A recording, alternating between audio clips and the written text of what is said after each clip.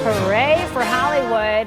Definitely some new movies to stream this weekend, even though most theaters are still closed across the state. And the Oscars, we've told you they are making some big changes. And here to tell us all about what to expect in the coming months is film critic Tom Santilli, executive producer and co-host of the Movie Show Plus. Hi, thanks for waving at me. Happening? Hi, and your show is Sundays right here on TV 20 Detroit. Thank you so much for being with us this morning. We got to talk about the productions right now because they're shut down.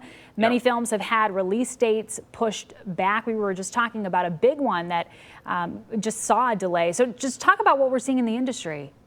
Yeah, it's been crazy, and it's really been kind of wait and see, just to kind of, when are these movie theaters opening?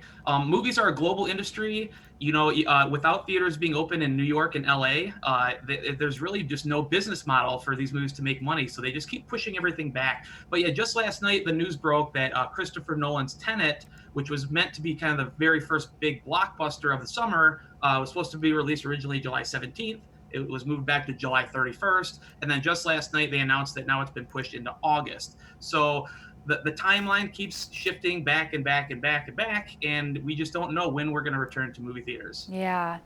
Just out of my own curiosity, are movies going straight to DVD or straight to streaming instead of going to the theater? Yeah, so many movies have made that shift. It started with the Trolls World Tour movie back in April, but even a movie coming out this weekend, Jon Stewart's Irresistible, that was meant to be a theatrical release in earlier a couple months ago, and it's just being pushed to streaming. So really, those big movies like Tenet or Wonder Woman, Black Widow coming up, they can't really afford to just put those on streaming services without losing money. But these smaller films are all seeing the shift to streaming. Yeah, and then we know the Oscars got pushed back because the production has been pushed back for a lot of these films. Also, the Golden Globes.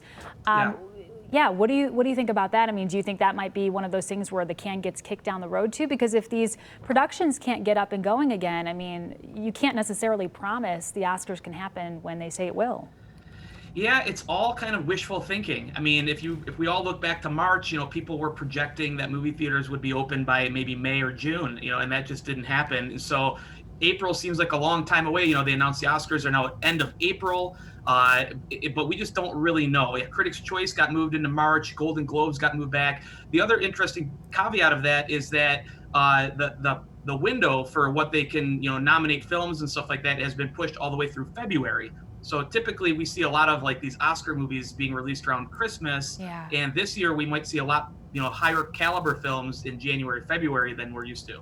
Well, we know drive-in theaters are seeing a huge uptick, which is really exciting for them because there's been such a lull on those drive-ins for so long. But I wonder, for those people who aren't ready to go out and about and want to stay home and stream some films, any good ones you might recommend?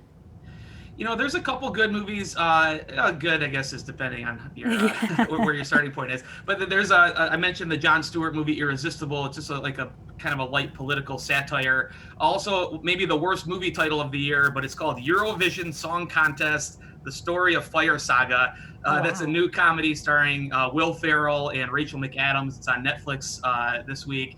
There's also the Dave Bautista, Chloe Coleman film called My Spy, which is like an action comedy. That was also slated for theatrical release back in March, and it's coming out on streaming this weekend. Wow. Will Ferrell, Rachel McAdams, some of my all-time faves. So thank you for those recommendations. I take them very highly coming from you. You are a film critic after all. Anyhow, thank you so much for joining us and breaking down what's going on in the industry. Your show, Movie Show Plus, it airs Sundays at 10:30 a.m. right here on TV 20. Tom Santilli, thank you so much. Thanks for having me.